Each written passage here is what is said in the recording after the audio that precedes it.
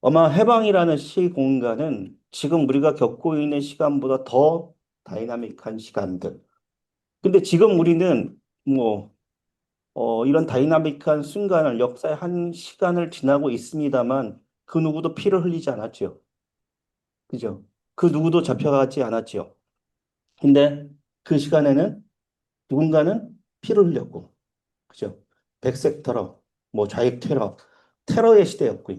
그리고 암살의 시대였습니다. 그러니까 얼마나 다이나믹하고 그 다이나믹한 가운데 또 어떻습니까? 불안, 공포 이런 것들이 있었던 시대가 아니었나라는 생각이 듭니다. 그래서 제가 오늘 여러분들하고 하고 싶은 말씀은 이런 겁니다.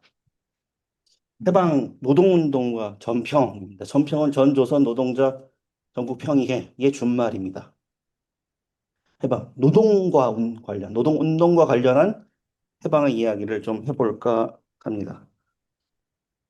해방의 시간들 이렇게 연표를 해봤는데 이 안에 들어가야 될 사건들은 무지무지 많습니다. 뭐 미소공인 결렬도 있고 여러 가지 사건들이 있는데 제가 나름대로 좀 핵심적인 걸 뽑아보면 이런 것 같아요. 일단 45년 8월 15일에 해방이 됐죠.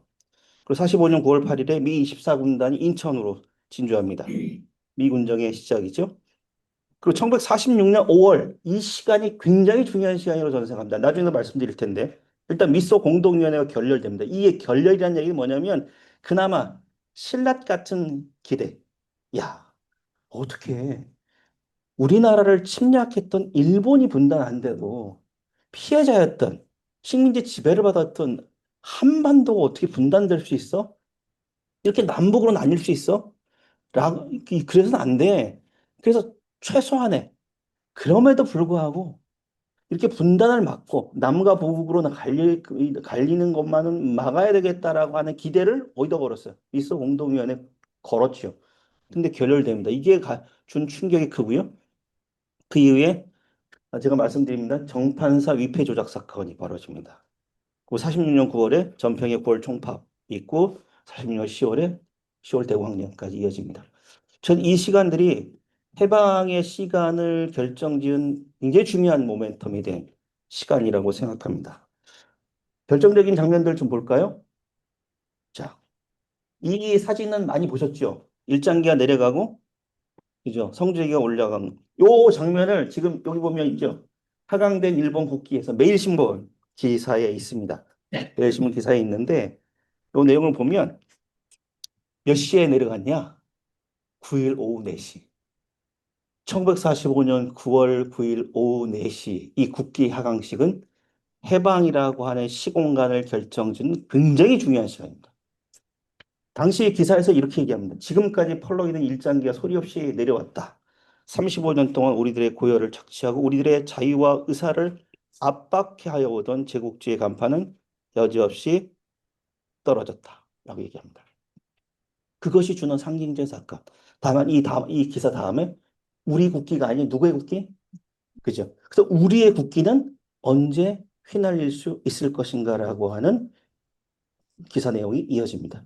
전 이 기사 내용이 앞으로 다가오게 될 지금 1945년 9월 9일 이 시간에 살고 있던 사람들은 앞으로 어떤 일이 이 조선 땅에 벌어질지 아무도 예측하지 못했지만 그리고 이 기사를 쓴 기자도 그런 것들 예측하지 못했지만 굉장히 불길한 예감을 이 기사의 한 문장에 담은 것이 아닌가라는 생각이 듭니다.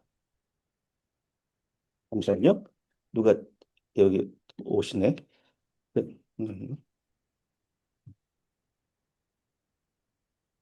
자, 보세요. 일장이 대신에 성적이 대신 우리들의 국기가 자유롭게 휘날릴 날이 실현되도록. 요거는 이 문장이야말로 그 해방정부를 살았던 사람들의 가장 공통적인 심성이 아니었을까요?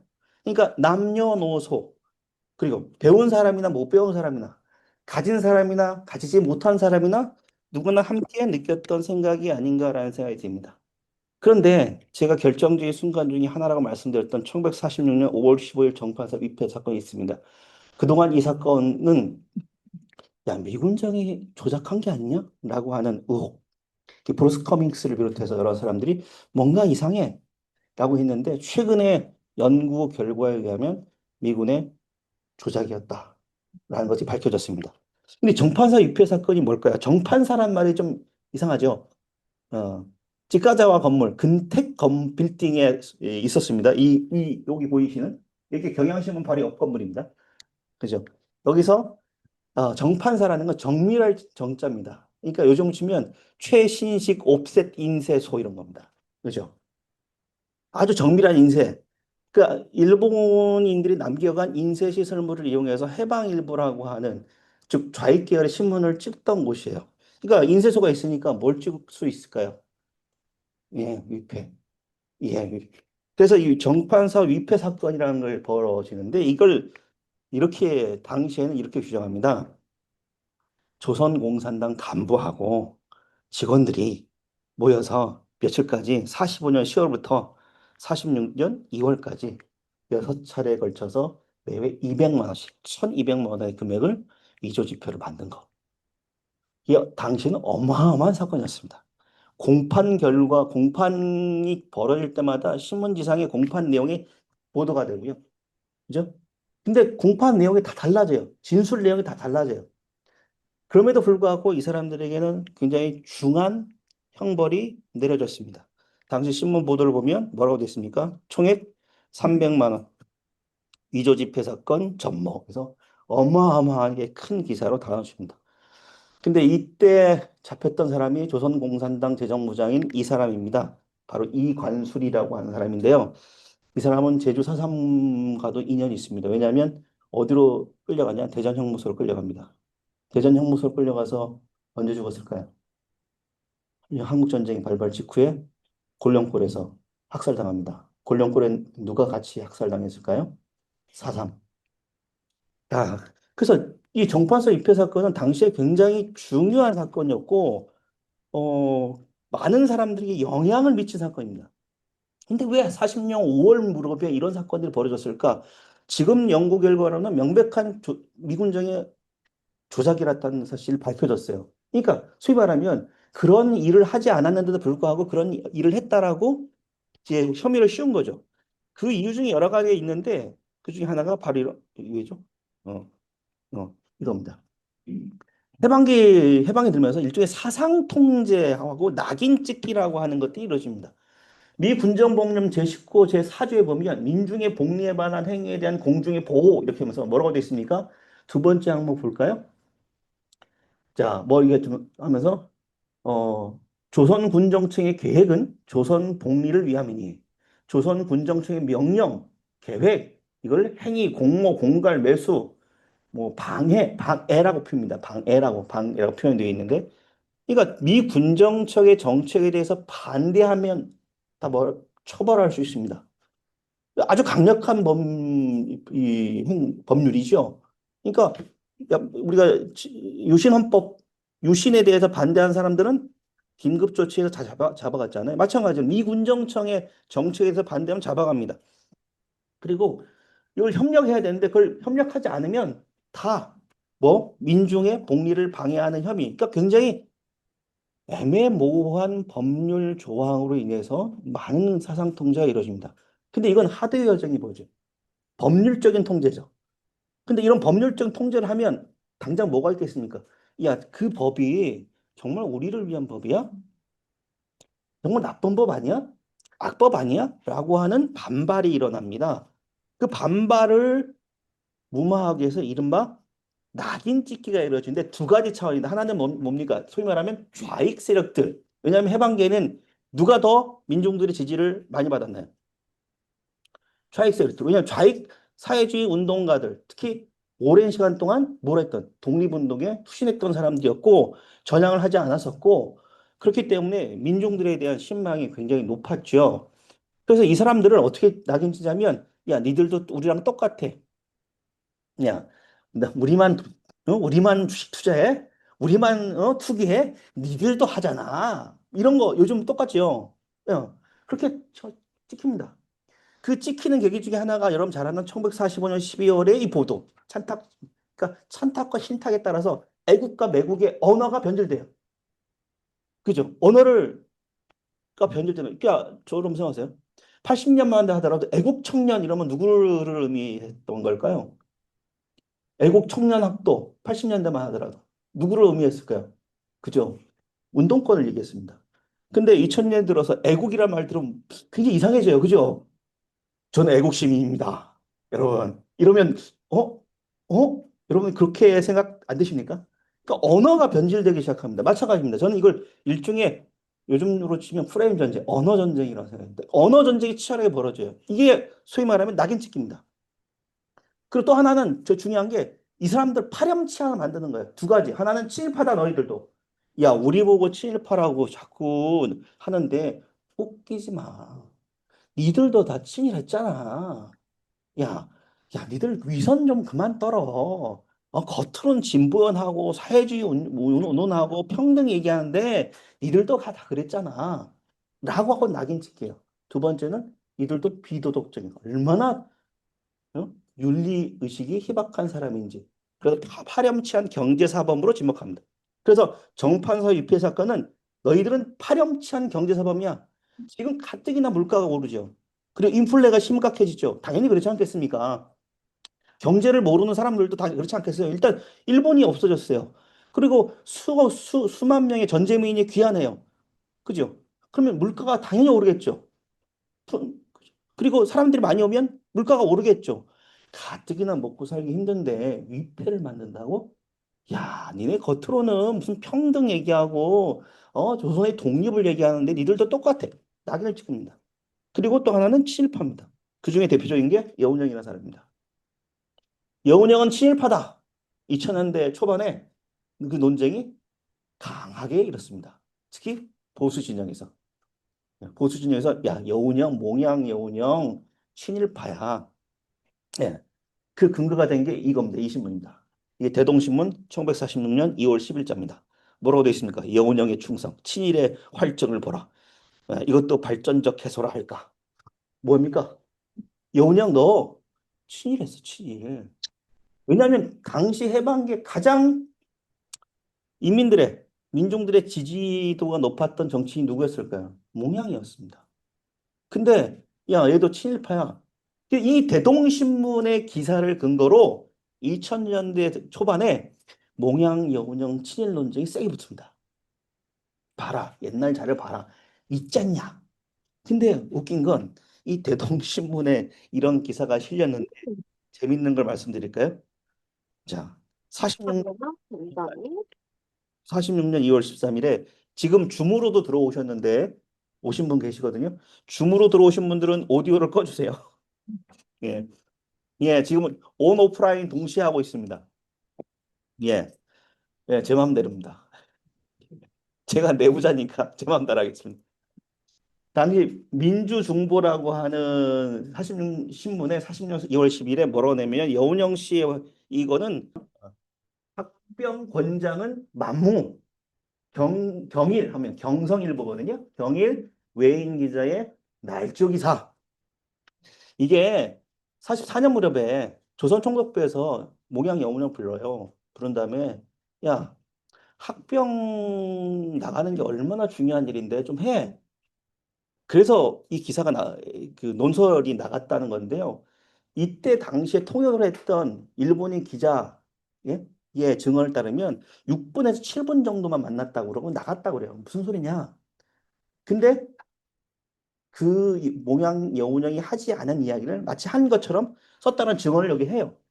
근데 여러분 아시죠? 보도는 일보가 중요합니다.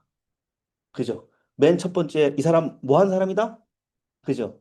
하면 그 프레임이 씌워지죠. 아무리 아니라고 반론을 해봐야 됩니다. 아무리 이것 때문에 그리고 이 대동신문이라고 하는 신문사는 친일파 이종영이라는 사람 아주 극렬한 반공주의자가 만든 신문이에요. 그러니까 해방기의 신문자를 보실 때 이게 좌익 진영이냐 우익 진영이냐 또는 극우 진영이냐 이런 것들을 잘 보셔야 되는데 그래서 이 당시의 신문자료 때문에 2000년대 세게 붙지만 자 보세요. 몽양 영운영을 뭐라고 해요? 친일파다. 이 프레임이 계속 불거져요.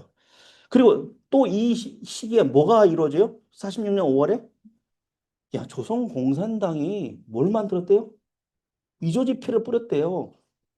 여러분 위조지폐는 아주 심각한 경제사범 아닙니까? 우리 돈 좋아하죠. 저만 좋아하는군요.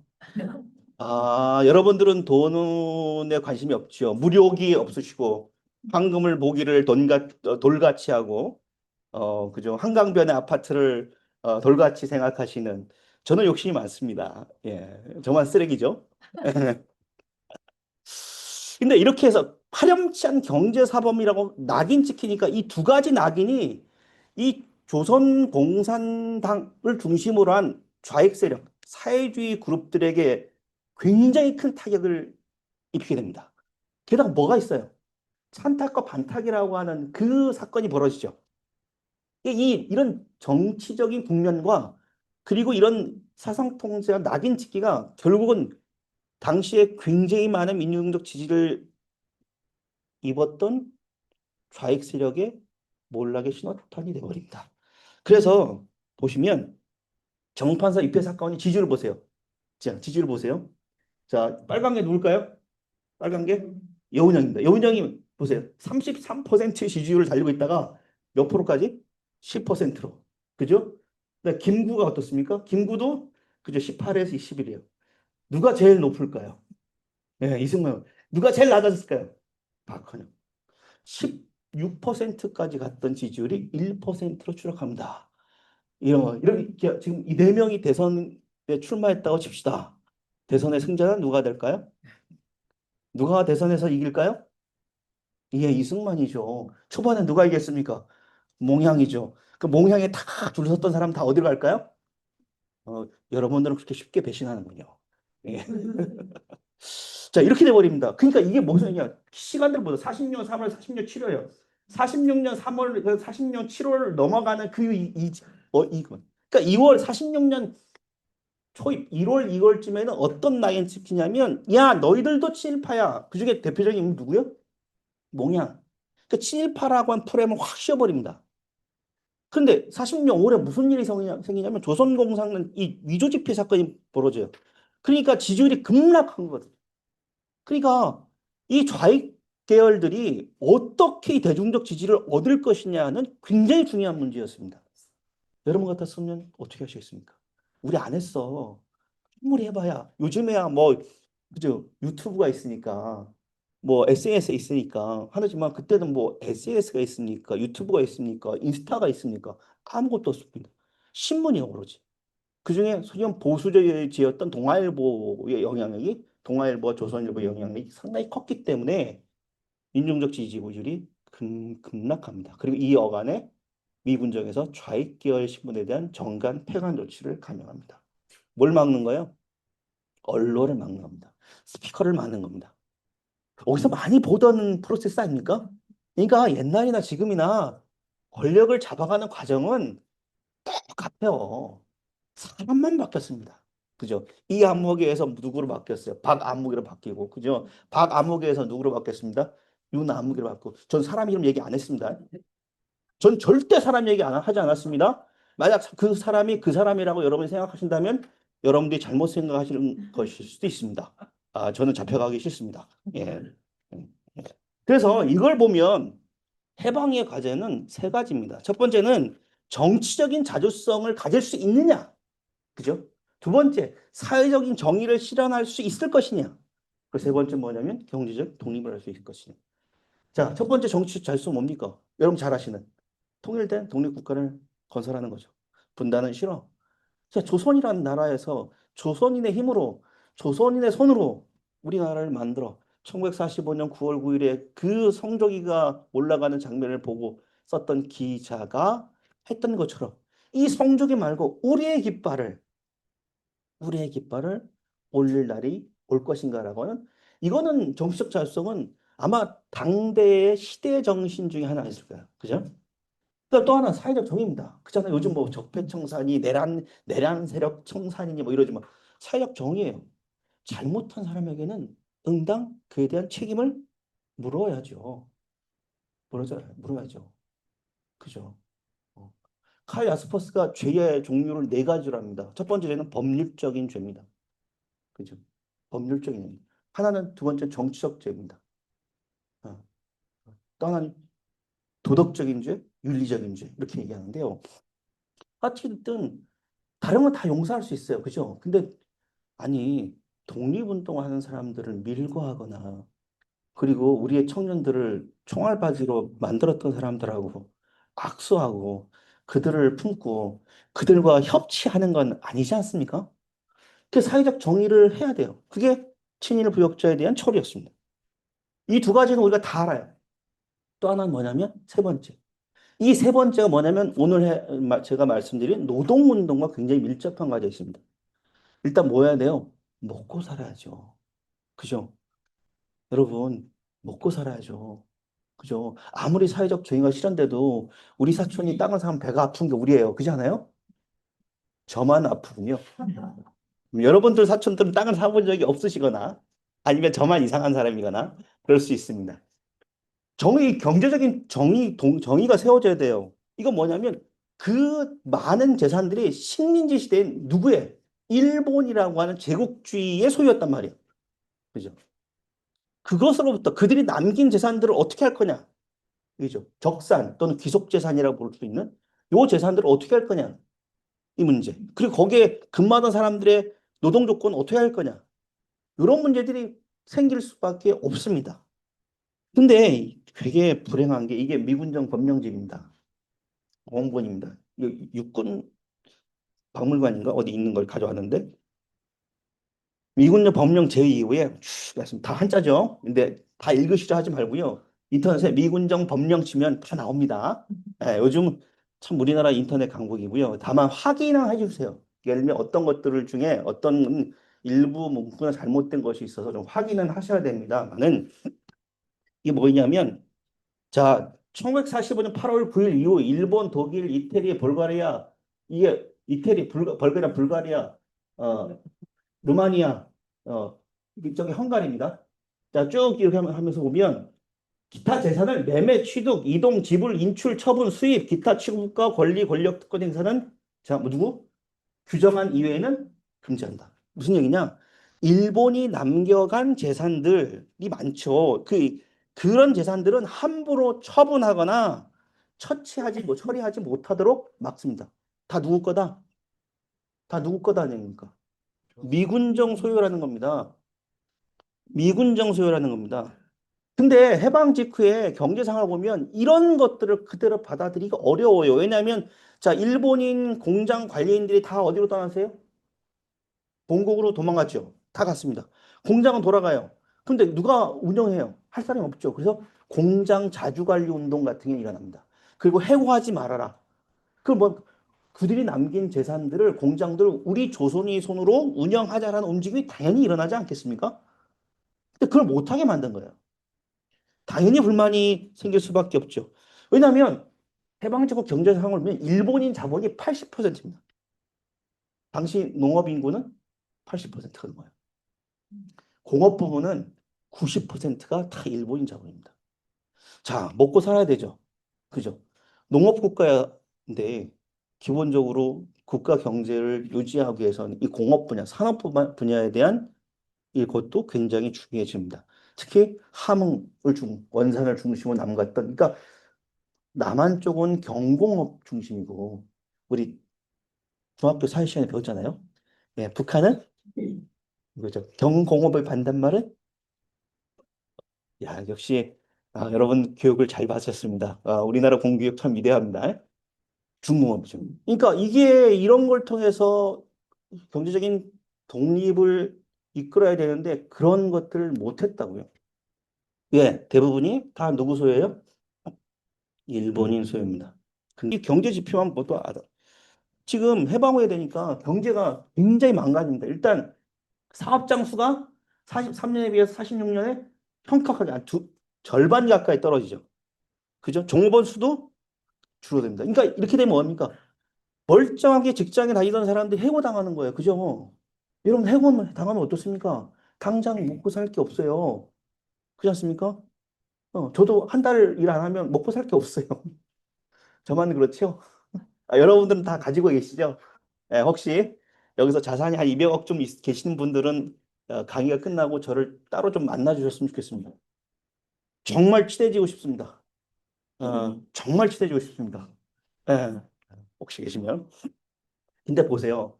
물가를 보실까요? 최고 가격이 있고요. 최고 가격은 미군정이 정해놓은 가격입니다. 이 가격 이상 팔지 마. 근데 시장이라는 게 그렇게 갑니까? 안 가죠. 그러다 보니까 면약말이 옛날 46년 7월에는 55한입니다. 근데 얼마가 올라요? 47년에. 47년 얼마예요? 그러니까 이 올라간 속도가 55한에서 140판이 돼요. 어? 죄송합니다. 저 45년 7월 14일이고요. 40년 6월입니다. 이거 45년 7월 14일입니다. 이제 오타입니다. 네, 죄송합니다. 예, 고멘 나사입니다. 자, 이 보세요. 되게 많이 뛰죠. 그러니까 생각해요. 왜 정판사라고 한 위패 사건을 미군들이 그렇게 조작했을까? 그리고 그걸 통해서 파렴치한 경제사법이란 낙인을 왜 찍었을까? 바로 보입니다. 성냥갑 하나가 이완해서 지금 며칠, 뭐, 17한으로 오른 거예요. 요즘 라이터 500원이잖아요. 그 몇배 오른 겁니까? 그죠? 고무신이 45원 하던 게 310판까지 가요. 하, 어? 4만 5천짜리 고무신이 얼마 가는 거예요, 그러면? 31만 원.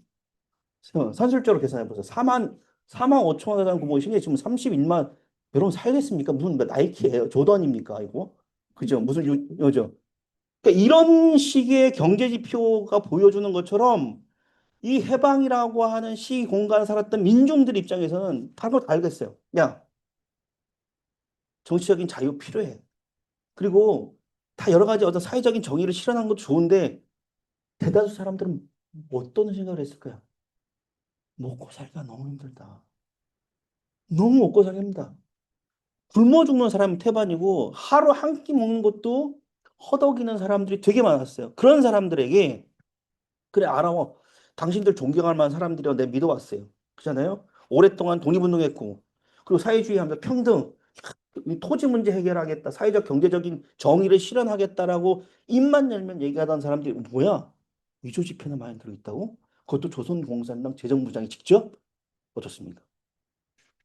민심이 확 돌아갈 수밖에 없죠. 이걸 노린 겁니다.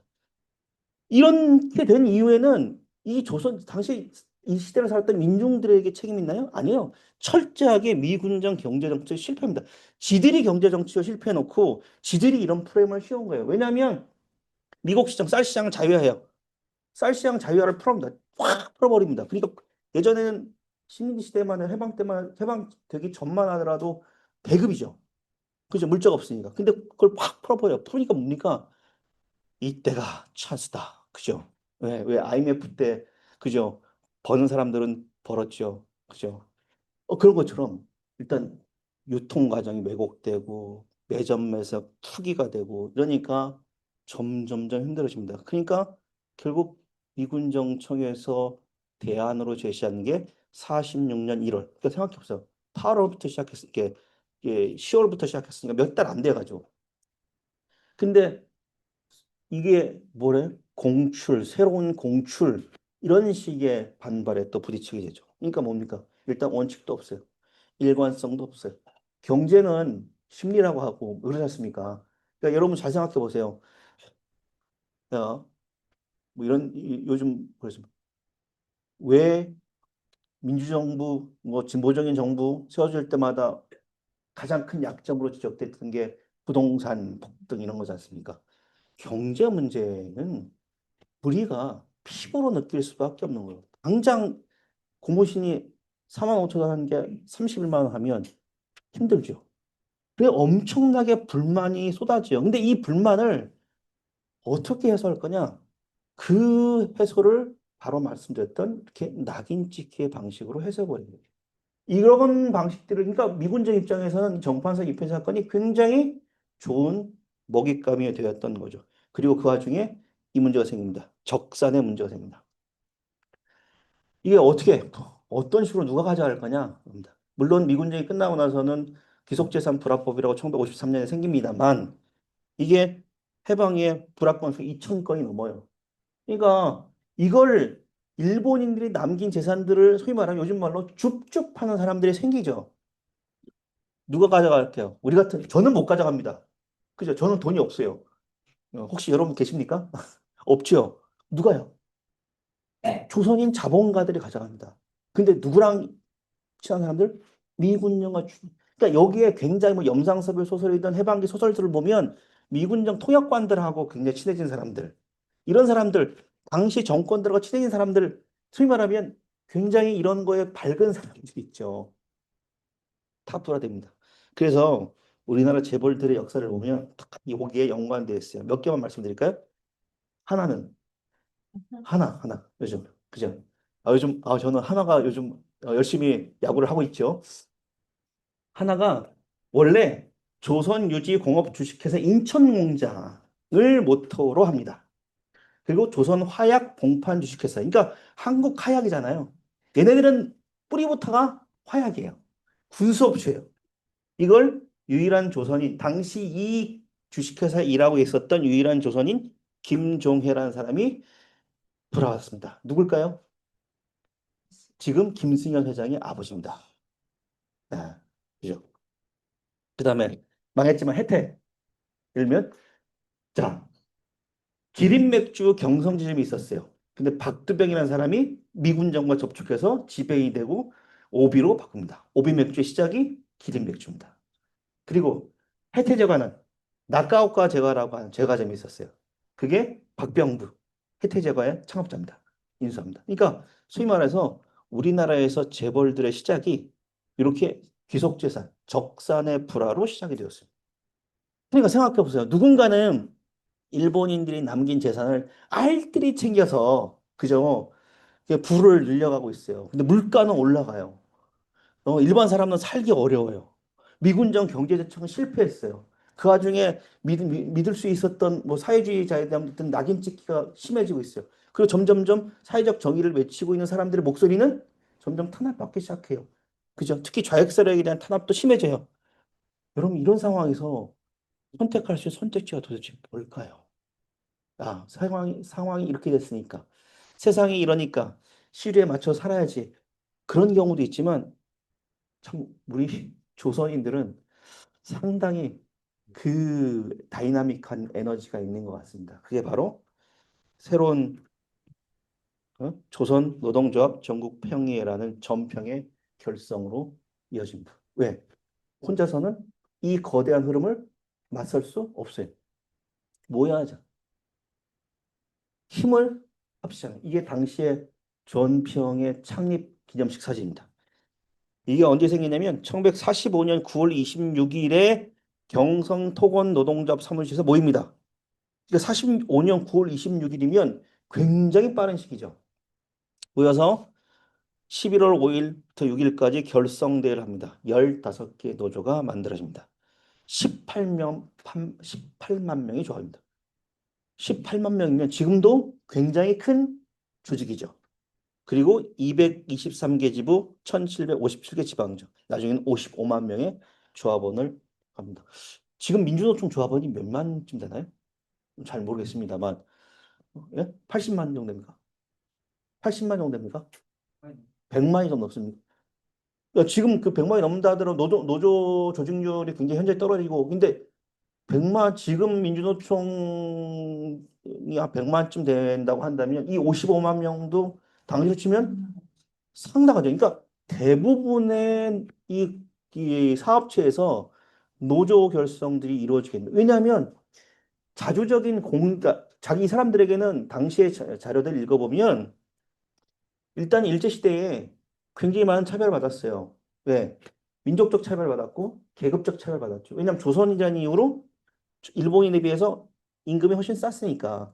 그럼에도 불구하고 일본인이 떠났을 때 이 사람들이 가지고 있던 자부심이 상당히 컸었다라고 하는 자료들이 상당히 많습니다. 어, 옛날 그 당시에 소설도 읽어봐도요. 이거 우리가 피땀 흘려서 애써서 그죠? 우리 손으로 만든 그냥 공장이기 때문에 일본인들이 갔어요. 그럼 어떻게 해야 돼? 이걸 우리 손으로 우리가 운영을 해야 된다는 움직임들이 상당히 높았습니다. 그러니까 그래서 그런지 몰라도 상당히 많은 노동자들이 참여하게 됩니다. 노조 전국평의회가 5월 6일 결성됐다는 당시 신문 자료입니다. 전국 노동자 신문 자료인데요. 노조 전국평의회 5월 6일 양일 결성되어 있습니다. 그래서 어디서 시내에 있는 중앙극장에서 열립니다. 신조선보라고 하는 신문에 이제 다 나옵니다. 이게 굉장히 중요한 이슈가 됐던 겁니다. 됐던 거고요. 그래서 당시에 전평 선언문을 볼까요? 다 읽지는 못합니다. 다 읽는 건 여러분 자료를 제가 공유해드렸으니까 좀 천천히 보는데 중요한 건 봅시다. 실업자는 전 산업 노동자의 과반수가 는 조선 프롤레타의 근간부된 공장 노동자다. 자, 아까 경제지표 봤죠? 공장에서 일하던 사람들이 일자리 잃어요. 그럼 어떻게 이 사람들이 복직 투쟁의 선입니다. 복직해야 됩니다. 근데 복직을 막으니까 복직 투쟁입니다. 그러니까 실업자를 구제해야 됩니다. 그리고 어떻게 해요? 중요 산업 부분에 단일 노조를 중심으로 민주주의적 중앙 집권의 힘으로 다시 하향적 자체의 조직을 강화시켜서 대중의 토대를 갖자. 그러니까 대중적 조합으로 대중 운동으로서의 노조 활동에 천명합니다. 단순하게 그러니까 우리가 노조를 하면 일종의 조합주의적 경향들 있잖아요. 그죠? 자신들의 어떤 조합의 이익을 내거나 조합원의 이익을 도모하거나 이런 부분도 있는데 이걸 보면 대단히 대중적인 정치 투쟁을 초반부터 천명했던 것으로 나옵니다. 또 하나 더 높은 정치 투쟁. 그러니까 노동조합, 미국식 조합주의에서 탈피해서 당시 노조 활동이라고 하는 건 조합원들의 이익을 도모하거나 경제적인 지위를 향상시키는 것에 그치지 아니하고 당시의 정치적 상황에 적극적으로 개입하는 것까지 감안을 두고 있습니다. 그것이 결국은 대중적인 노동조합 운동을 정의합니다. 그러면 이 전평의 조직은 어떻게 될까요? 당시의 어떤 시대적인 상황이나 정세에 어떻게 아주 적극적으로 개입하게 됩니다. 물론 초기에는 미군정도 이 전평에 대한 정책이 오락가락합니다. 처음에는 지원해줬다가 처음에는 그다음에 너무 정치 투쟁이 가고 그리고 너무 정치적인 입장이 강하고 가만히 듣다 보니 얘네들 얘기들이 누구 얘기들이에요? 공산당이나 사회주의자들의 얘기랑 비슷해. 그래서 결국은 미군정의 전평에 대한 입장도 180도로 바뀌기 시작합니다. 자, 볼까요? 자, 노조별 지부수, 분해수, 조합원수 이렇게 있습니다. 그러니까 금속 노조 있고요. 철도, 교통운수, 광산, 토건, 화학, 통신, 식료, 전기, 섬유, 출판, 그 일반인 근로자들, 목재업, 조선, 해운, 항만 다 있습니다. 215개 분해가 있고 그리고 이게 처음엔 21만 명이었다가 뭘로 갑니까? 이게 55만 3,408명으로 두 달 만에 21만 명의 조직이 몇 달 만에요? 두 달 만에. 여러분 이게 가능합니까? 지금 민주노총이 100만 노조라면 두 달 만에 지금 두 배가 늘어 200만이 되어야 되는데 이게 동력이 없을걸요? 쉽지 않을걸요? 동력이 없다는 말 취소하겠습니다. 예, 우리 위대한 민주노총 그러니까 쉽지 않겠다 이거죠. 이게 없다는 게 아닙니다. 오해하지 마세요. 민주노총 사랑합니다. 네. 그러니까 이 숫자에 담겨져 있는 당대의 어떤 환호성들을 한번 여러분 상상해 보세요. 야, 먹고 살기 힘들어. 죽겠어. 그리고 미군정이 들어왔어. 와서 하는 정책들을 보니까 딱 우리가 생각하는 거랑 정반대야. 어?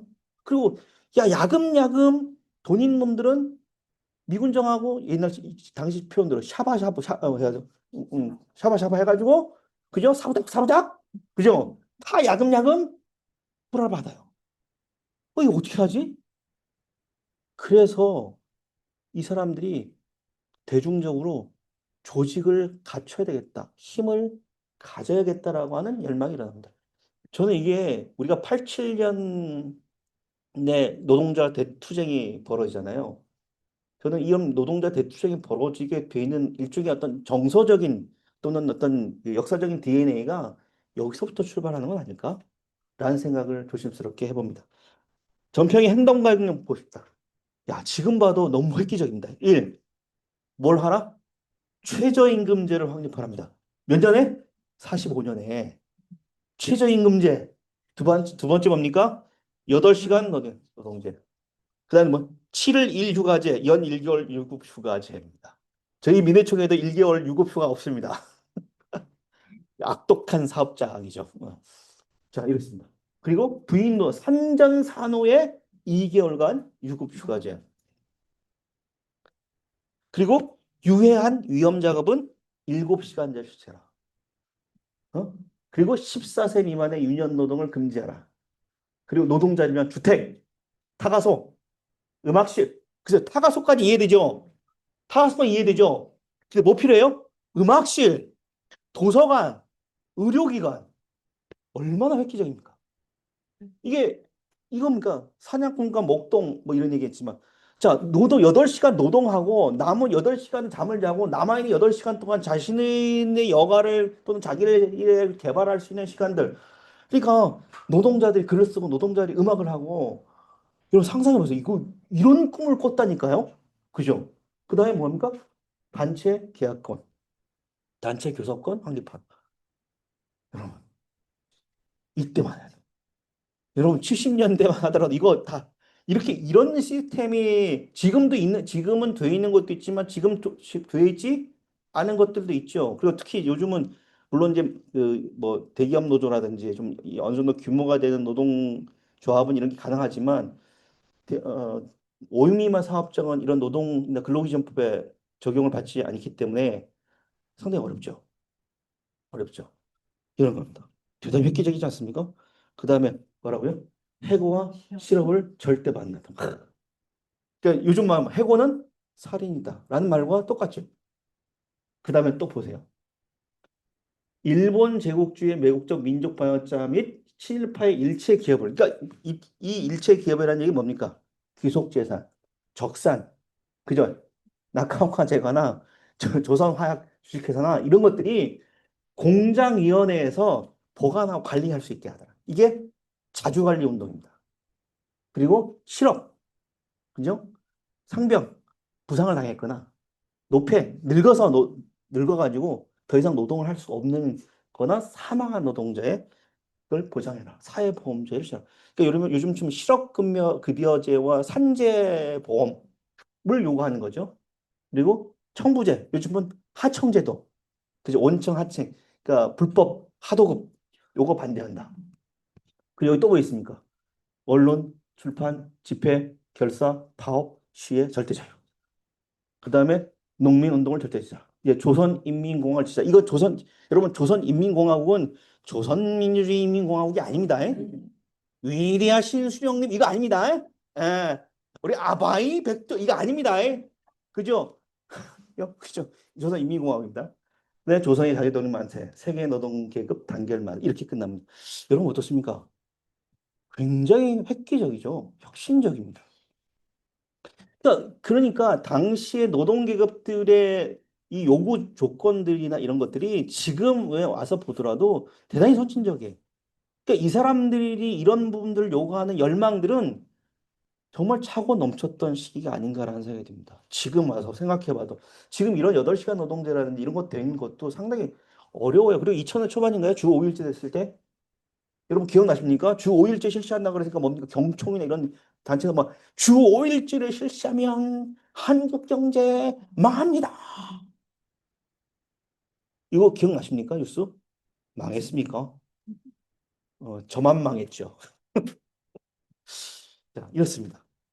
이 사람은 이게 당시 위원장이 허성택이라는 사람입니다. 이 조합운동 했던 사람이고요. 예, 보면 양력 보면 성진이라는 곳에서 농민조합 선전무자를 했습니다. 농민운동 했던 사람이고요. 항만 노동자를 했던 사람이고 그리고 모스크바로 가서 동방노력자대학을 졸업합니다. 그래서 전평위원장을 합니다. 이 1940년 9월 총파업을 지도했고 그래서 검거돼서 10년 살다가 결국은 올라갑니다. 그래서 북조선에서 노동상, 교통부상, 석탄, 공업상까지 하다가 합니다. 그러니까 이런 사람이 전평위원장이 됩니다. 일단 이력만 보더라도 이 사람이 당대에 얼마나 신망을 얻고 있었는지를 알 수 있죠. 그런데 이런 전평이라고 하는 전평의 뿌리는 정치적 성향은 과연 어땠을까? 바로 조선공산당의 외곽단체, 즉 조선공산당과 아주 긴밀한 음, 관련을 맺고 있었습니다. 다시 한번 해방되면서 조선공산당 재건 움직임이 벌어지는데 그 재건 세력 중에 가장 중요한 세력 중에 하나가 경성 콩그룹, 이재호, 이관술 이런 중심으로 한 경성 콩그룹입니다. 아, 위가 이재유고요. 밑에가 이관수입니다. 아까 이관수는 보셨죠? 정판사 입회 사건에 당시에 조선공산당 재정부장 했다가 결국은 45년 6월 한국전쟁이 벌어진 직후에 대전 골령골에서 총살을 당한 인물입니다. 입니다. 또 한 명을 내면 이 사람, 아까 위에 왔던 사람이 누구면 이재유라는 인물입니다. 여러분 한국 노동운동에서 이재유라는 이름은 좀 거의 기억해 두셨으면 좋겠습니다. 대단한 인물입니다.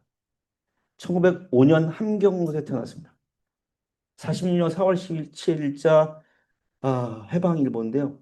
두뇌가 명석하고 그리고 이 사람의 노동운동은 그리고 식민지 시대의 이 노동투쟁은 가히 독보적이었습니다. 일본 경찰들이 이재유 잡기에 혈안이었습니다. 근데 잡을 수 없었습니다. 왜? 변장술의 능수에서 여러 번, 여러 번, 위기를 넘깁니다. 그러다가 결국은 잡힙니다. 당시 경성일보 신문입니다. 소화 12년이니까 37년이죠. 1937년 4월 30일자 경성일보인데요. 이 사람이 이재유요. 뭔가 시커멓게 돼 있죠. 그죠? 이 정도 한자는 읽을 수? 예, 읽으면 됩니다. 아주 어렵지 않아요. 그러니까 뭐냐면, 자, 보면, 흉악한 써드릴게요. 여기 있어. 집요하고 흉악한 조선공산당 드디어 괴멸하다. 이럽니다. 그러니까 조선공산당의 거두였어요. 잡힙니다. 출격한 4개월 만에. 노동자 복장하고 이 사람 잡기 위해서 잠복하고 사냥꾼으로 변장하고 경찰들도 변장해서 결국은 잡거든요. 그래서 이 사람을 잡습니다. 그래서 대단하게 경성일보에 큰 대문짝만하게 실립니다. 그리고 이 사람이 결국 잡히거든요. 2번 탈옥합니다.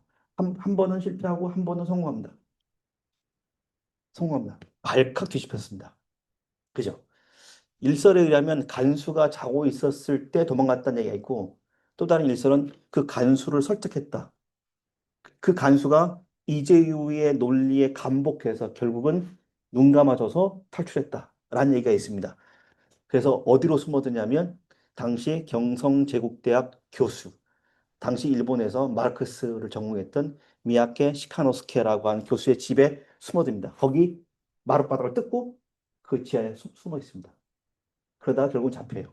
그 미야케 시카노스케 교수는 그 사건 때문에 결국 경성제국대학 교수, 당대 일본에서 마르크스 경제 이론의 대가였는데 결국은 쫓겨갑니다. 근데 말년에 그런 고백을 했던 게 기록이 남아 있습니다. 그때 이재우라는 사람을 숨겨준 걸 자기는 후회하지 않는다. 대단한 사람입니다. 이재우라는 인물. 그러니까 이런 전평 활동에는 1930년대 이 노동운동과 사상운동의 여러 가지 뿌리가 다 있었던 거죠. 이 이재유와 관련된 이야기는 어디 잘 나왔냐면 어, 책으로 보시면 역사책으로 보면 재미없고요. 황석영이라는 사람 알죠? 예, 철도원 3대 있습니다. 거기에 보면 이재유 얘기가 자세하게 되어 있습니다. 김경일 선생이 이재우 평전을 많이 참고한 것 같은데 황석영의 철도원 3대에 보면 자기 얘기 나와 있습니다. 정말 흥미진진하게 그려져 있습니다. 그거 보면서 역시 역사학자가 쓴 평전보다 소설가가 쓴 소설이 훨씬 재밌다. 역시 황구라는 굴하다. 그죠? 프라다가 아니고 굴하다. 아무도 웃지 않죠? 이걸 아재 개그라고 합니다. 그러면 당시 전평의 운동 노선은 어땠냐면 기본적으로 해산수당, 그러니까 해방 후에 해산수당이 뭐냐면 퇴직한 노동자들이 있을 거 아니에요. 자기가 퇴직하고 싶지 않았으나 일본인들이 돌아가고 그러면서 공장 운영이 잘 안 되니까 어쩔 수 없이 해고된 사람들 있죠. 그럼 뭐야? 저거 돈. 그동안 우리는 그 저임금에 시달렸는데 야 그렇게 저임금 시달렸는데 그만뒀으면 퇴직수당 줘야 되는 거 아니야? 이거 왜? 실업자들이 생기니까 그 실업자들을 구제해야 되는 필요성이 대두가 되게 된 게죠. 그리고 아까 말씀드렸지만 공장 자주 관리운동. 그러니까 일본인 사업체에 접수하고 노동자 합니다. 처음에는 이걸 통해서 미군정에게 적극적으로 협력하겠다라고 의사를 밝혀요. 그래서 미군정에서 처음에는 좋아합니다. 왜? 왜냐면 미군정 입장에서 뭡니까? 일본인 남계 산업시설이 노는 것보다 놀고 있는 것보다 조선인들이 자주적으로 관리해서 그 공장을 가동시키는 게 훨씬 이익이죠. 그죠? 근데 이게 나중에 미군정의 정책이 또 뒤바뀌게 됩니다. 거기에는 공장 자주관리 운동의 배후에 누가 있다? 얘들 다들 뭐 하는 애들이다. 알고 보니 다 빨갱이들이네. 뭐 이런, 예, 그럽니다. 그래서 이러한 초기에 미군정의 경제 정책은 초창기에는 여러분 생각할 때는 야, 미군정이 들어와서 친일파 다 등용하고 뭐 다 이렇게 하고 했다고 보시지만 그 결을 자세히 보면 어떤 거는 굉장히 우리 쪽에 협력한 듯한 그리고 이걸 주는 듯한 제스처를 보인 경우도 있고 어떤 경우는 다릅니다. 근데 근본적으로 조선인민공화국 그러니까 조선들이 세운 몽양 영혼을 중심으로 인민공화국을 부정하는 순간 그리고 한반도 이남의 유일한 합법 정부로서 미군정을 용인 용인하지 않는 세력들을 탄압하는 순간 결국은 그 결이 달라진 거죠. 달라질 수밖에 없죠. 그리고 되게 이렇게 좌익 운동권 세력들이, 노동 세력들이 기세가 막 올라가니까 항상 뭐가 있습니까? 작용이 있으면 반작용이 있죠. 그죠? 우리는 알지만 해방은 뭐에 대결했다? 좌와 우의 대결이었다.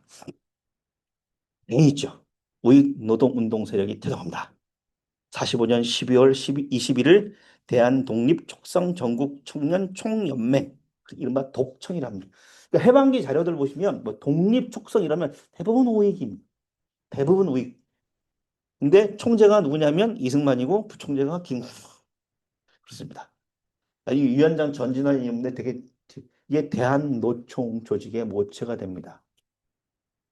그리고 이게 발전적으로 해철돼서 나중엔 대동청년단, 그 이청천이라고 하는 족청의 거두죠. 예, 됩니다만은 결국 이 좌익 청년 단체였던 조선민주 청년동맹 민청이라고 많이 들어보셨죠? 거기에 대응하긴 단체인데 여기서 핵심적으로 주력을 삼았던 게 노동운동이었어요.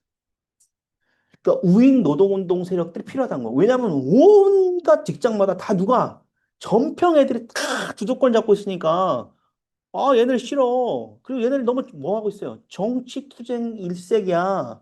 어.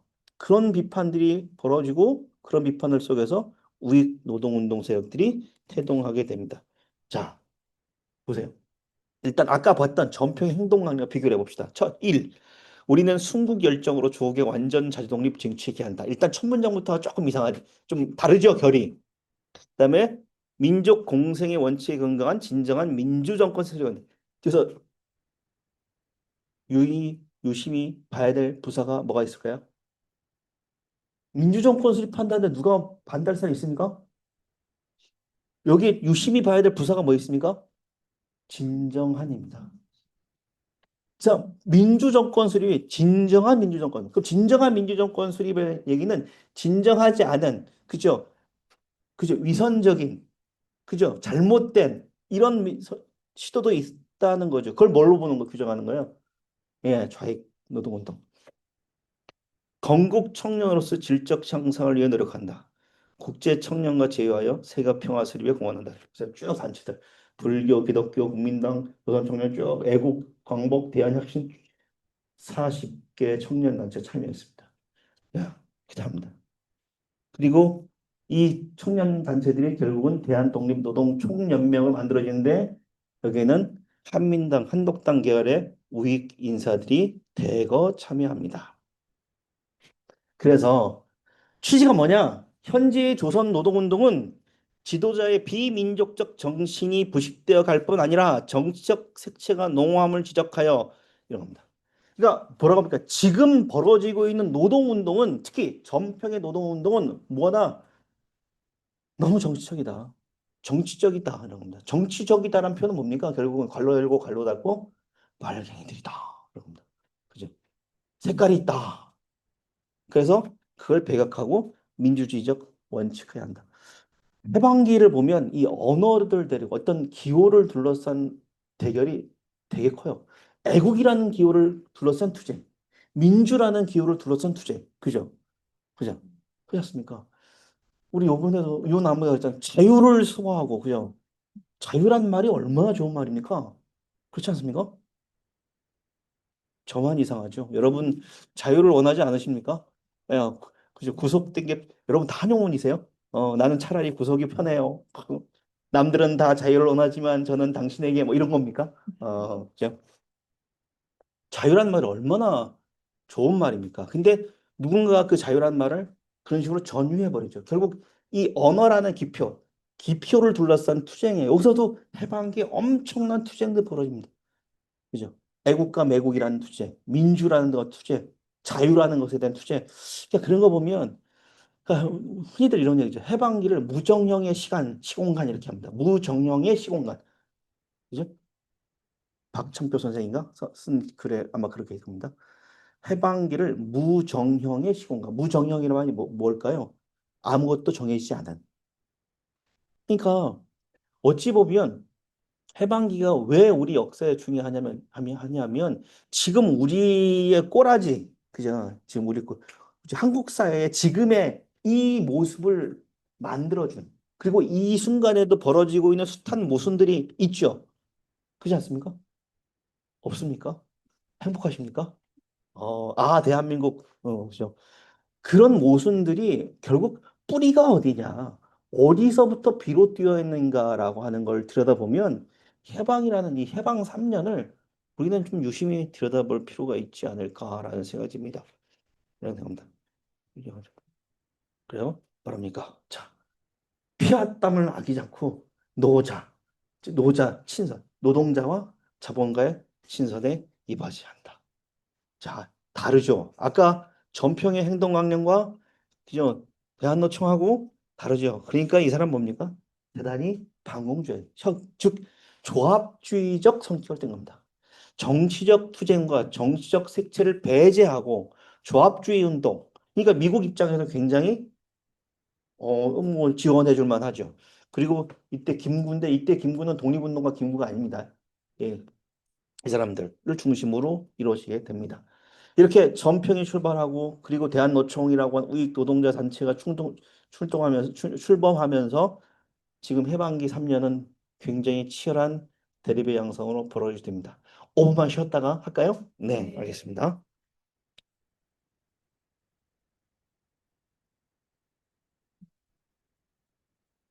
지루하세요?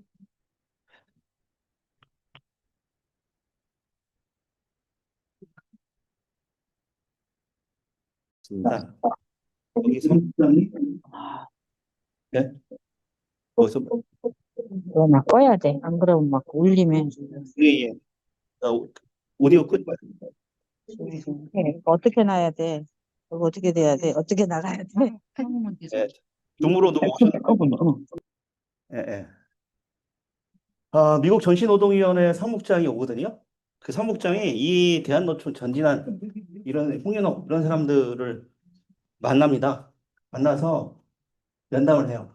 면담하고 와서 어떤 기록을 남기냐면, 야, 내가 얘네들 만나서 좀 대화를 해봤더니 얘네를 보니까 노조를 만들긴 만든다는데 이게 뭐 노동자의 어떤 고용 조건을 만든다 개선한다거나 어떤 경제적인 지위를 향상 이게 목적이 아닌 것 같아.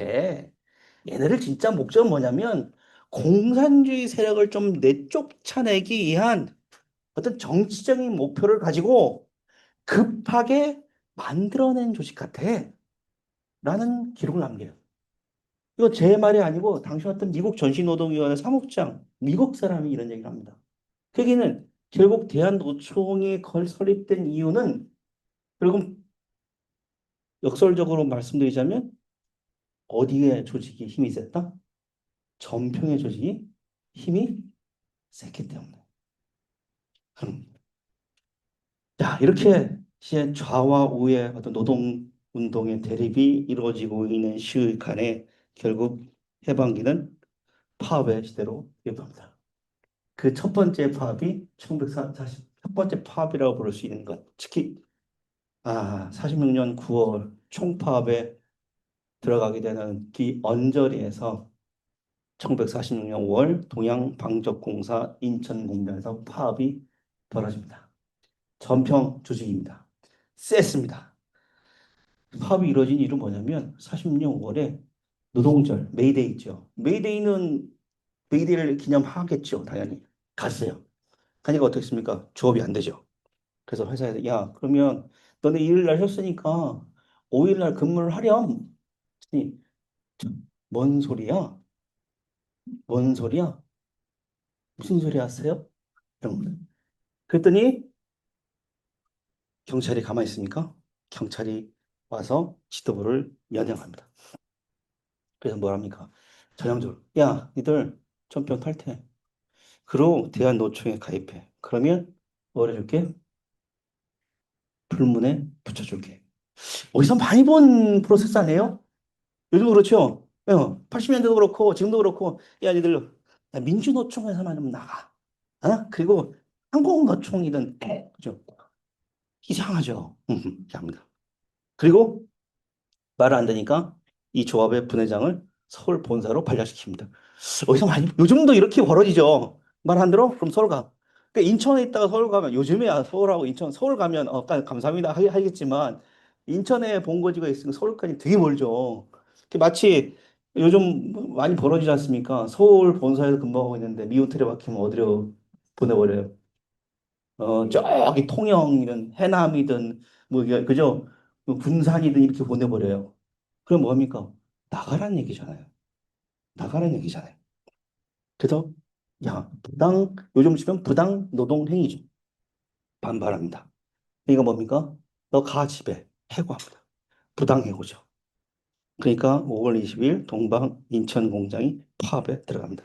세게 붙습니다. 초기에 미군정은 지지합니다. 근데 나중에 그 태도가 돌변합니다. 그 돌변의 배경에는 당연히 정치적인 이유가 작용하고 있었던 것으로 요즘 많은 연구 결과 동안 밝혀지고 있습니다. 근데 이 동양방적이요. 참 문제적인 기업이라고 저는 생각합니다. 사람 쉽게 안 바뀌죠. 사람 쉽게 바뀝니까? 제일 바뀌기 어려운 게 사람입니다. 사람 꼬라지 안 바뀝니다. 그죠? 학교 다닐 때 꼭 뺀질뺀질하고 이런 애들이 동창회 오래간 만나면 그죠? 똑같아요? 아니면 사람이 변했습니까? 똑같아요. 학교 다닐 때부터 그런 애들은 꼭 동창회 가도 그죠? 사람 안 바뀝니다. 이렇게 해방이라고 하는 시공간에서 부당노동행위, 부당해고를 자행하던 동양 방적은 나중에 이렇게 됩니다. 이게 원래 이 사람 되게 유명한 사람이에요. 서정인데 인천에선 대단히 유명한 사람이더라고요. 아마 인천일보나 이런 거 찾으시면 이 사람에 대한 이야기들이 되게 많습니다. 굉장히 이제 밝았던 사람이고,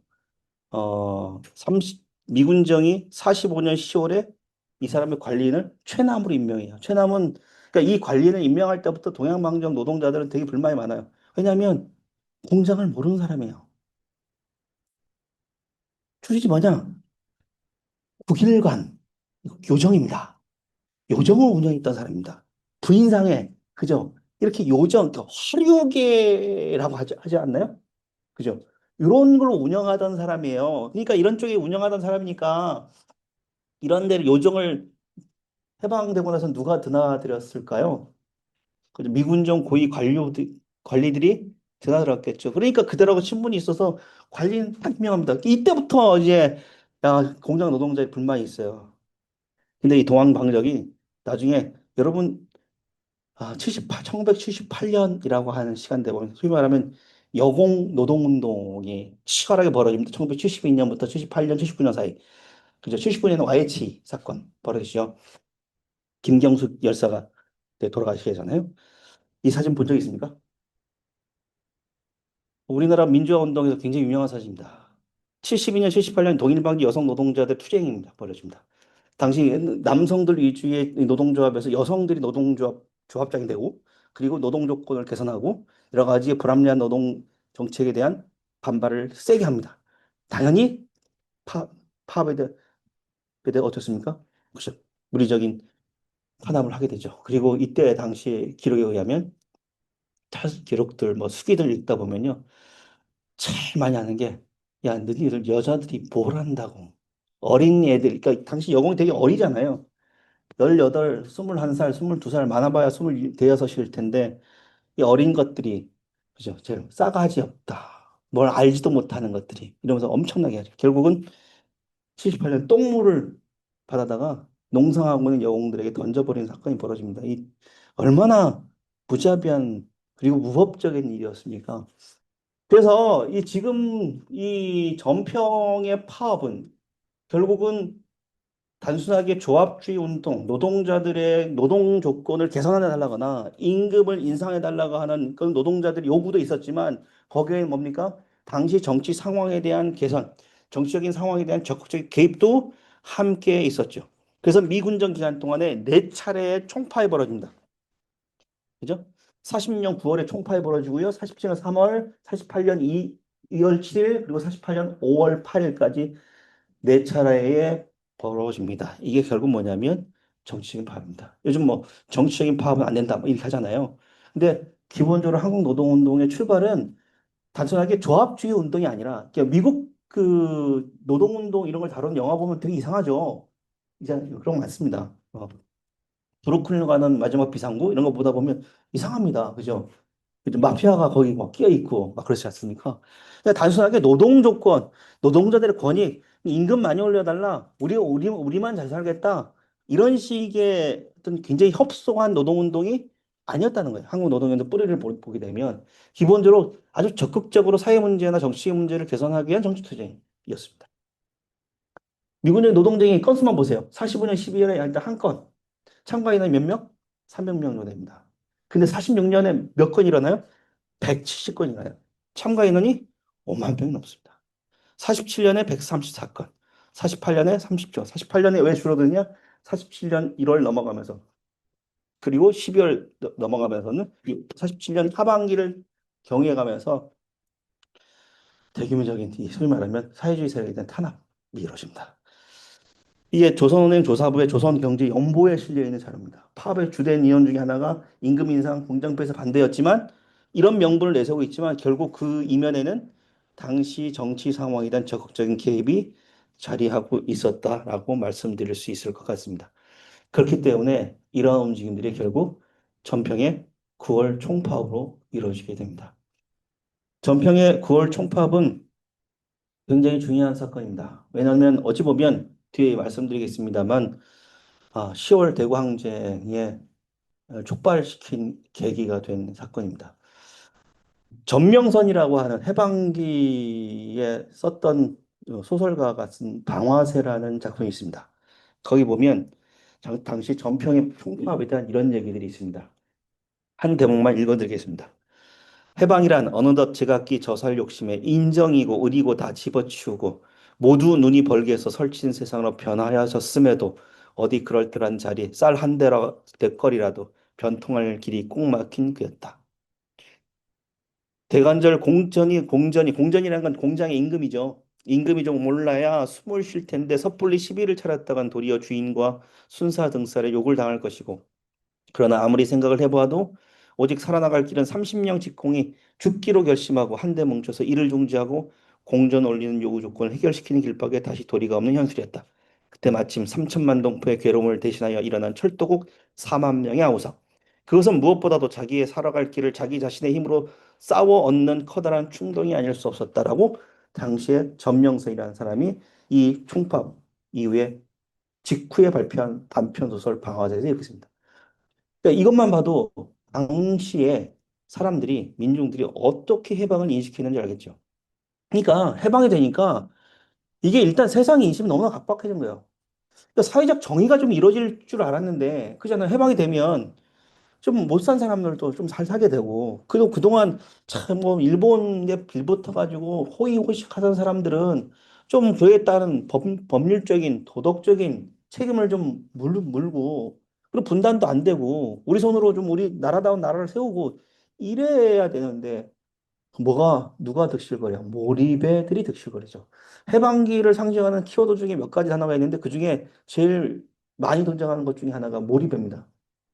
몰입가 뭘까요? 뭐 도모할 모자에 이익입니다. 뭐 하는 사람? 자기의 이익만 그죠? 추구하는 사람. 여러분 제주 4.3도 결국 복시한 사건이라고 하는 그 사건이 벌어지잖아요. 복시한 사건은 법한 사람들이 일단 해방이 되니까 뭐가 만든? 일단 국경이 딱 세워지죠. 일본과 조선을 자유롭게 왕래를 했어요. 해방 이전만 하더라도 일본과 조선을 제주를 자유롭게 이동했다고. 뭐 타고? 예. 배 타고 키미가마루 군대안 타고 왔다 갔다 했다고요. 그 배만 타면 사람만 타겠습니까? 사람 타면 뭐가 따라와요? 짐도 따라와죠. 그죠? 고무신 메리아스 이런 거 사고요. 그다음 돈도 가져오고요. 그죠? 그럼 그거 가져온 돈은 누구한테 줍니까? 동네. 그죠? 식구들도 나눠주고 그리고 뭐 고넬이나 이런 데는 지금도 있습니다만 제주도에 굉장히 많습니다만 거기 일본에 살고 있는 동포들이 돈을 모아서 학교도 땅도 사고 뭐 도로도 놓고 그러니까 소위 말하면 자주적인 호혜 이런 자기의 스스로의 부주 이걸 통해서 제주의 경제가 돌아갔던 거예요. 왜냐하면 극심한 경제적인 혼란 속에서 그게 굉장히 큰 도움이 됐던 겁니다. 근데 해방이 되니까 조선과 일본을 오고 가는 백길이 막혀요. 그래서 해방기에 많은 단어들 중에 밀수라는 것들이 벌어집니다. 그러니까 법률로서는 위반이에요. 근데 하지 말라고 해서 안 합니까? 그리고 그게 필요한데? 그리고 이 일본에 살던 제주 사람들 입장에서는 그렇게 해왔는데 가지고 하다가 결국은 걸려가지고 그때 감찰총장도 연루가 되잖아요. 그 고위 관료도 얘네들 자기 목포로 배 끌고 가가지고 자기들이 거기 있는 물자들 다 착복합니다. 열 받아야 안 받아요. 그래서 결국 쫓겨나고 결국 못 믿겠다 그래서 응원경찰이 내려오고 그 응원경찰들이 뭐의 주역이 돼요? 3.1절 발포 사건의 주역이 됩니다. 그러니까 이런 식의 역사라는 게 가만히 보면 우연이 없는 것 같아요. 뭔가 톱니바퀴처럼 뭔가 하나의 사건들이 연쇄적으로 작동을 하면서 역사가 흘러가는 것처럼 보이거든요. 그러니까 몰입애들이 많아요. 그냥 누구나가 다 자기 욕심이 왜냐하면 이 시기에 눈 딱 감고 미군정 잘 보이고 고위 관료 잘 구워 삶아서 잘하면 뭐라도 일확천금을 얻을 수 있어요. 신문이 달라져요. 응? 응? 최만식의 미스터 방이라는 소설이 있습니다. 미스터 방이라는 소설은 뭐냐면, 자, 해방 일제시대에 구두를 닦았던 사람이에요. 근데 이 사람이 언어를 배우는 능력이 좋아. 해방에 일본어를 좀 할 줄 알아. 해방 딱 끝나니까 누구 구두를 닦아요? 미국 구두를 닦아요. 구두를 닦다가 보니 가만히 헤이, 헤이, 뭐, 할로, 뭘래. 미국말을 알아듣기 시작해요. 미국말을 알아듣기 시작하니까 뭡니까? 이제 미국어를, 영어를 할 줄 아네? 그게 뭡니까? 갑자기 적산을 돌아받고 의리의리한 대궐에 살아요. 이게 미스터 방인 얘기입니다. 최만식의 소설에 나와요. 그러니까 이런 사람들이 있으니까 뭡니까? 사람들이 우리 인간의 욕망이라는 게 나도 이런 식의 이렇게 살면 어떻게 됩니까? 내 새끼, 내 가족, 나의 그런 욕망들이 드글드글 하던 시절이었어요. 근데 여전히 공장에서 일하는 노동자들은 먹고 살기 힘들죠. 왜냐하면 임금도 그리고 인플레가 너무 심각했기 때문에 임금이 오르지 않으면 먹고 살 수 없어요. 근데 먹고 살 수 없는데 임금 올려달라 할 수 없죠. 그래서 근데 뭐가 철도 노동자들 중심으로 한 전평의 총파업이 벌어져. 그걸 봤을 때에 이 사람이 느꼈던 감정은 정서적 감각이라고 하는 건 이 전명선의 방아쇠에 나오는 이런 분위기가 아니었을까라는 생각이 듭니다. 보고 싶다. 1946년 9월 24일 부산에서부터 철도 공장이 파업이 됩니다. 24일로 서울로 갑니다. 처음에는 대한노총도 참여했다가 결국은 반대로 돌아갑니다. 처음에는 참여했다가 나중엔 반대로 돌아갑니다. 왜? 정치적 파업이다 하는 이유로. 그러니까 그 얘기 뭐냐면 결국 당대의 어떤 9월 총파업의 시류, 어떤 시대 정신이라고 하는 건 이러한 혼란스러운 해방의 경제 상황을 누구의 힘으로? 노동자들의 힘으로 극복하고자 하는 어떤 거대하고 도도한 흐름들이 자리 잡고 있었던 거죠. 거기에는 단순하게 경제적인 어떤 욕망, 경제적인 조건의 개선뿐만 아니라 뭐가 바뀌어야 단순하게 우리 임금이 올라가고 우리 노동 조건만 개선돼서 될 문제가 아니라는 거예요. 정책이 바뀌어야, 이게 뭐 법이 바뀌어야 되고, 제도가 바뀌어야 되고, 사회적 의식이 바뀌어야 되고, 이런 거잖아요. 그렇지 않습니까? 그러니까 그걸 아는 겁니다. 그래서 결국은 대한노총은 파업투쟁 반대하고 직장복귀 투쟁을 선언합니다. 그래서, 자, 물류를 멈춰 세상을 멈추자. 어디서 많이 들었죠? 그죠? 그런 겁니다.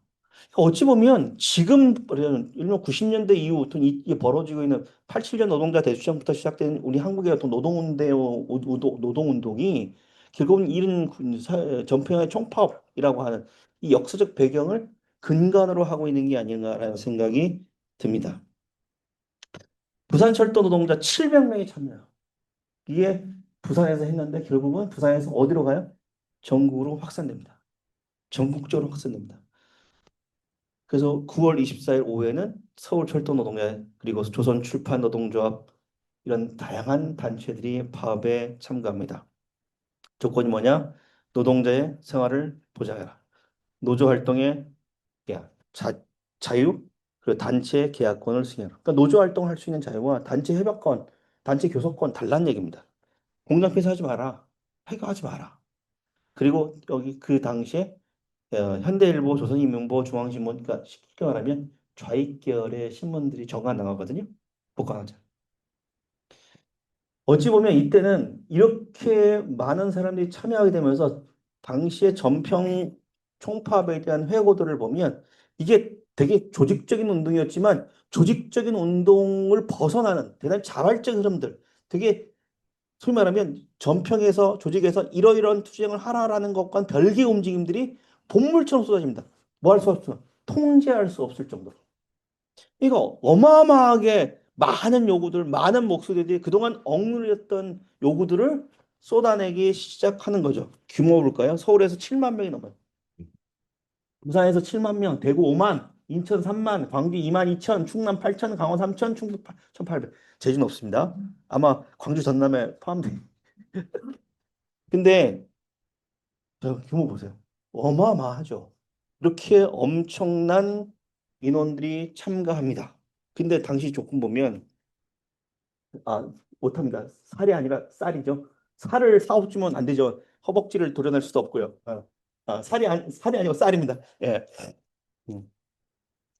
사업, 사목. 그러니까 보니까 일단 식량 문제가 대단히 심각했다는 걸 알 수 있습니다. 왜 식량 문제가 심각했을까요? 미국 자유령, 그다음에 그것 끝나고 나서 미국 수입령 내렸지만 여전히 미국 쌀 가격이 급등하게 되는 거죠. 일급제, 그러니까 일당으로 주는 걸 반대한다. 임금 인상하자. 물가수당 2천 주라. 왜? 물가가 오르니까. 가족수당을 줘라. 그리고 해고하지 마라. 사람 줄이지 마라. 급식해달라. 그리고 뭐야라? 북조선과 같은 민주주의 노동법령을 실시하라. 왜? 당시 미군적인 노동법령은 지극히 불합리한 것으로 이걸 어떤 사람들이니까 80년대 후반, 90년대 초반에 쓰였던 노동운동사를 읽다 보면 이 부분에 대해서 대단히 북조선, 네, 어떤 것 닮으려고 하는 대단히 친북적인 그런 해석을 하시는 분들도 있습니다. 근데 가만히 보면 이건 북조선과 같은 민주주의 노동법령을 실시할 거는 북한하고 친북적인 것이 아니라 노동법령의 개선을 요구한 것이 아닌가라는 생각입니다. 지난번에 임사 선생 할 때 그 여성에 대한 얘기 들으셨죠? 그러니까 상당히 개혁적인 조치들을 초기에는 북조선도 북한도 했었거든요. 그리고 그러다가 무력으로 진압당합니다. 1,700명이 검거됩니다. 서울에서 이렇게 철저하게 검거되고 이 파업이 결국은 정말 피로 점철됩니다. 이 1,700명이 검거되고 해놨는데 그냥 야, 너 그러면 오겠습니까? 윤아묵이라는 사람도 가자 그러니까 팬티만 벗고 팬티만 팬티만 입고요. 상상하지 마세요. 팬티만 이상하죠. 근데 그냥 잡혀갈 게 아니잖아요. 엄청난 무력이 있습니다. 그래서 결국 어디로 가냐? 파업의 중심지가 서울에서 지역으로 이동합니다. 어디로 가냐? 대구로 이동합니다. 왜 대구냐? 지금이야 대구 하면 TK, 그죠? 야, 보수의 본산 이런 것처럼 느껴지만 김상옥 선생이 쓴 대구 시월항쟁을 읽다 보면 대구 지역에 당시만 하더라도 좌익 계열의 사회주의 계열의 단체들과 운동가들이 상당히 있었다.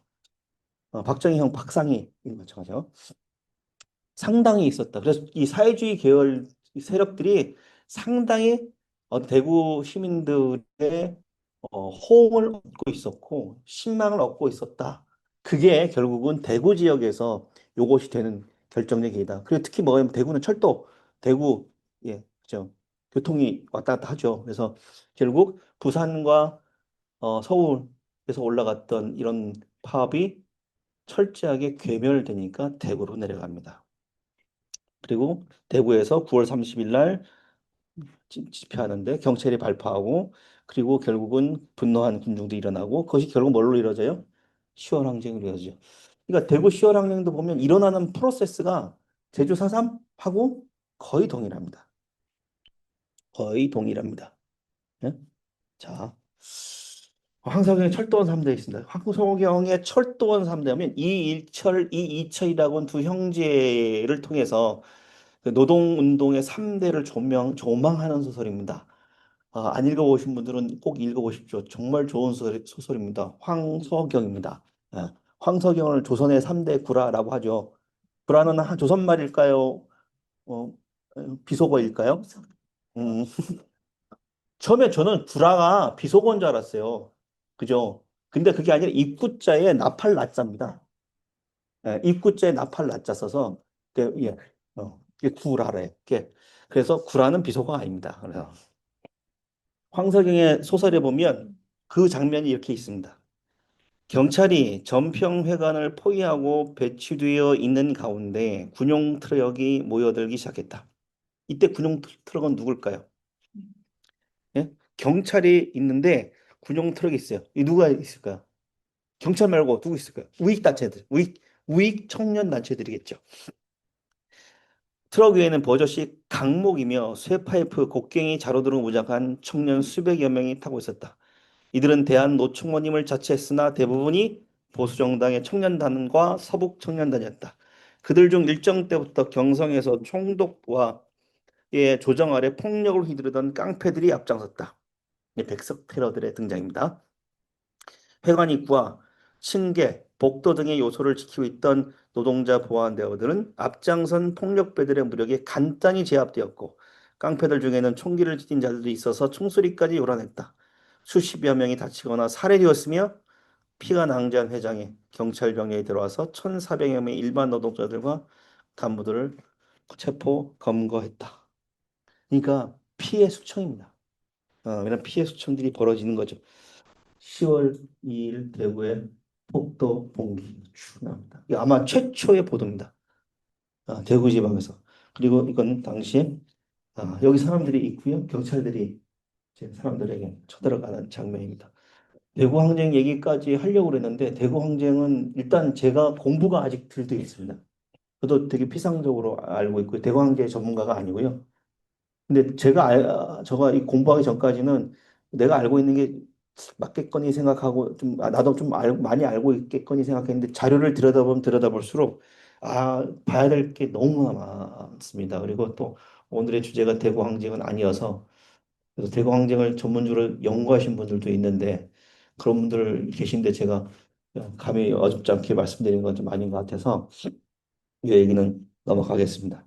다만 전평의 9월 총파업이 결국 10월 항쟁의 기폭제가 된 것은 분명해 보입니다. 그리고 이 미군 정식이 군정의 어떤 저항의 지렛대가 된 건 분명한 사실입니다. 물론 단순하게 노동자의 임금이나 노동자의 어떤 노동 조건을 개선하기 위한 움직임만은 아니었습니다. 가만히 생각하면 우리는 노동자는 노동자다워야 되고 선생은 선생다워야 되고 학생은 학생다워야 된다는 이 다음에 대한 강요가 우리 안에 내재화되어 있는지 모르는가 내재된 게 아닌가 라는 생각이 듭니다. 어찌 보면 뭐 여러 가지 주제가 있을 수 있습니다. 생각이 다를 수 있지만 정치적인 의사 표현의 자유는 그 누구에게도 어떤 사람에게도 보장이 돼야 되죠. 근데 우리 사회에서 아직도 그런 정치적 의사 표현의 자유가 보장되지 않은 직종 많죠. 있습니다. 그런 거 보면 그리고 정치적 중립이라는 말. 저는 조지 오웰이 한 말 되게 중요합니다. 누군가가 정치적으로 중립을 지키라고 말한다면 그 사람이야말로 가장 정치적인 사람이다라는 말이 있습니다. 조지 오웰이 한 말입니다. 근데 흔히 정치적인 중립을 표방한다는 말이 얼마나 자기 스스로를 도피시키거나 회피시키거나 자기 스스로를 감추려고 하는 하나의 수사에 불과한지를 보여주는 게 아닌가라는 생각을 합니다. 이걸 준비하면서 저는 이거 생각했습니다. 여러분 아십니까? 지금도 박정혜라는 노동자는 한국 옵티컬에서 지금까지도, 지금 이 순간까지도 고공투쟁을 계속하고 있습니다. 얼마 전에 526일을 기록해서 세계 최장기 고공농성이라고 보도가 났습니다. 어, 한 명의 노동자는, 같이 했던 노동자는 건강이 악화돼서 결국 내려왔습니다만, 이 기업이 일본이 모기업입니다. 일본 기업이 모기업입니다. 그래서 잘 풀리지 않습니다. 근데 회사가 화장 안 하고 회사 운영이 어려워지고 고용승계가 안 되고 해고당하고 멀쩡히 다니던 회사에서 잘 모르겠습니다. 뭐가 옳은지 야 그렇게 뭐 잘 모르는데 말이야 이렇게 얘기할 수 있지만 그래서 누군가는 지금 이 순간에도 우리가 편안히 잠들고 있는 이 순간에도 누군가는 고공에서 싸우고 있다는 겁니다. 그죠? 그리고 여기 보십시오. 저는 이때 경향신문 일면인데요. 산재 사망자들에 대한 이야기입니다. 기사가 아니라 다 산재로 사망한 사람들 이름입니다. 이걸 한 면을 광고 없이 털어서 썼습니다. 저는 최근에 본 한국 미디어에서 산재나 노동에 대한 가장 전향적인 지면 편집이라고 생각합니다. 오늘도 3명이 퇴근하지 못했다는 겁니다. 제주도도 있죠. 그죠? 이민호 군 얘기도 있고요. 지금도 있죠. 구이역 김군 이야기도 있고. 지금 정부에서 산재 막자고 하는데 잘 모르겠습니다. 노동자들, 그리고 어떤 사람들은, 야, 민주 노총이 문제야. 대기업 노조들의 이익, 그래, 문제야. 함욕이 문제야. 연봉 1억짜리들이 무슨 노조를 만들어. 이렇게 얘기하시는 분들도 있는데, 잘 모르겠습니다, 저는. 근데 분명한 건 지금 이 순간에도 누군가는 싸우고 있다는 거고, 이 싸움의 시작은 1945년, 46년, 47년 전평이라고 하는 노동자 조직이 만들었을 때 내걸렸던 목소리들과 크게 다르지 않다는 겁니다. 그러면 저는 묻고 싶습니다. 우리 사회는 과연 어느 만큼 앞으로 나와 있는 걸까요?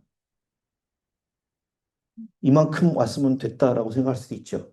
누군가는 K민주주의, 물론 박수 칠 만한 일입니다. 근데 과연 그럴까 싶습니다. 제가 썼던 글의 마지막 제가 어디 썼던 글의 마지막 부분 대목을 읽어드리면서 강의를 좀 마쳐볼까 합니다. 저는 다시 만날 세계의 민주주의는 이제부터라고 생각합니다. 새로운 공동체를 상상해야 합니다. 계급과 성별과 지역과 나이와 지식과 직업의 차이가 차별이 되지 않는 세상. 내가 나의 목소리를 가지고 있듯이 타인도 타인의 목소리를 지니고 있다는 인정과 관용의 사유. 자신만의 자식 위에 세계에 갇히지 않고 이질적인 무수한 타자의 세계를 자유롭게 넘나들며 스며드는流동과 번짐의 사유. 다시 만날 세계의 민주주의는 이제 시작입니다. 저는 그런 점에서 해방은 여전히 미완이라고 생각합니다. 해방은 오지 않았고요. 어찌 보면 해방은 우리가 해방의 길로 걸어가는 과정에 있지 않을까 생각합니다. 제가 제일 좋아하는 사람 중에 하나가 프란츠 파농 형입니다. 1925년생인데 30대 초반에 죽었거든요. 나는 오로지 단 한 가지만 원한다. 인간이 인간을 억압하지 않기를. 음. 사람이 가정이 많다고, 성별이 다르다고, 피부색이 다르다고, 그죠? 생각이 다르다고, 누군가를 억압하고 누군가를 침해하는 사회가 아닌. 그래서 인간이 스스로가 해방되는. 저는 프란츠 파노의 얘기가 너무나 좋거든요. 그러니까 어찌 보면 저는 사삼이 뭐냐고 물어본다면 저는 개인적으로 이렇게 얘기합니다. 지금도 여전히 사삼을 폭동이라고 얘기하고 사삼을 남로당 그죠? 예, 무장 봉기고 그리고 그때 당시에 저희 말하는 좌익 세력들에 의해서 살해당한 사람, 목숨을 잃은 분들도 많죠. 그런 과거도 있다. 물론 있습니다. 근데 저는 그렇게 생각합니다. 사삼이 뭐냐? 불완전한 인간들이 꿈꿨던 불완전한 세계가 아니었던가 생각이 듭니다. 그러면 그 불안전은 누가 살아남은 우리들이 그리고 앞으로 살아가야 될 우리들이 계속 채워나가는 것이죠. 그 어찌 보면 완전한